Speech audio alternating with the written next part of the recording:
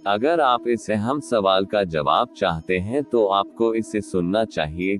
जीवन बहुत लंबा होता है, लेकिन अगर उसके सत्य को स्वीकार ले तो सदियां क्षण में ही बीत जाती हैं। इस कथा को पढ़कर आपको इसका महत्व समझ आएगा। आपको पता चलेगा कि जीवन का अमूल्य ज्ञान भी कभी कभी छोटे से साधारण इंसान से मिल जाता है। कभी कभी छोटी छोटी घटनाएं, मुलाकातें पूरे जीवन को बदल देती हैं, और अथाह ज्ञान होकर भी पता चलता है कि हमें तो कुछ पता ही नहीं था। यह सभी बातों का अर्थ इस कथा में सुने। एक महान संत हुआ करते थे जो अपना स्वयं का आश्रम बनाना चाहते थे, जिसके लिए वो कई लोगों से मुलाकात करते थे। एक जगह से दूसरी जगह यात्रा के लिए जाना पड़ता था। इसी यात्रा के दौरान उनकी मुलाकात एक साधारण सी कन्या विदुषी से हुई। विदुषी ने उनका स्वागत किया और संत से कुछ समय कुटिया में रुककर आराम करने की याचना की। संत उसके मीठे व्यवहार से प्रसन्न हुए और उन्होंने उसका आग्रह स्वीकार किया।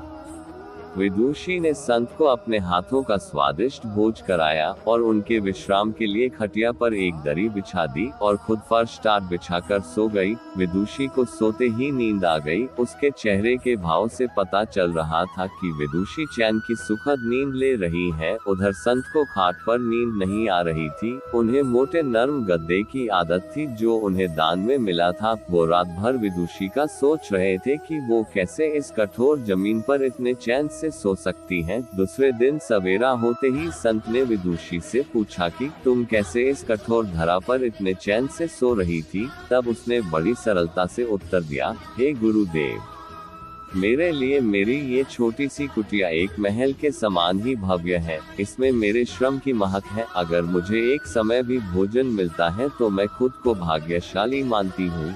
जब दिन भर के कार्यों के बाद मैं इस धरा पर सोती हूँ तो मुझे माँ की गोद का आत्मीय एहसास होता है। मैं दिन भर के अपने सत्कर्मों का विचार करते हुए चैन की नींद सो जाती हूँ। मुझे एहसास भी नहीं होता कि मैं इस कठोर धरा पर हूँ। यह सब सुनकर संत जाने लगे। तब विदुषी ने पूछा, हे गुरुवर, क्या मैं भी आपके साथ आश्रम के लिए धन एकत्र करने चल सकती हूँ? तब संत ने विनम्रता से उत्तर दिया, बालिका, तुमने जो मुझे आज ज्ञान दिया है उससे मुझे पता चला कि चित्त का सुख कहाँ है। अब मुझे किसी आश्रम की इच्छा नहीं रह गई। यह कहकर संत वापस अपने देश लौट गए और एकत्र किया धन उन्होंने गरीबों में बांट दिया और स्वयं एक कुटिया बनाकर रहने लगे। आत्मा शांति एवं संतोष ही सुखी जीवन का रहस्य है। जब तक इंसान को संतोष नहीं मिलता वो जीवन की मोह माया में फंसा ही रहता है, और जो इस मोह माया में फंसता है उसे कभी चैन नहीं मिलता। जीवन का सुख संतोष में है। अगर मनुष्य जो है उसे स्वीकार कर ले और उसी में खुशियां तलाशे तो वो उसी क्षण सारे सुख का अनुभव कर लेता है। जिस तरह विदुषी एक वक्त के भोजन को ही अपना सौभाग्य मानती है और कठोर धरा पर भी चैन से सोती है, उसी कारण उसे जीव में सभी सुखों का अनुभव हुआ है।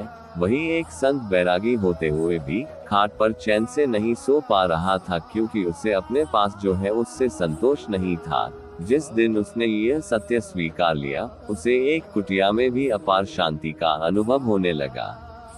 यह कथा सुखी जीवन का रहस्य कहती है। आज घर में अपार धन दौलत ऐशो आराम होते हुए भी लोग सुख शांति से नहीं रहते, क्योंकि उन्हें जो है उसमें संतोष नहीं मिलता। कहते हैं ना, जिन्हें दूसरों की थाली में घी ज्यादा दिखता है वो कभी खुद चैन से नहीं रहते। व्यक्ति को हमेशा वो चाहिए जो उसके पास नहीं है, और वो मिल जाए तो नई महत्वाकांक्षा उसकी जगह ले लेती है। इस तरह पूरा जीवन असंतोष में ही बीत जाता है और अंत समय में भी चैन नहीं मिलता।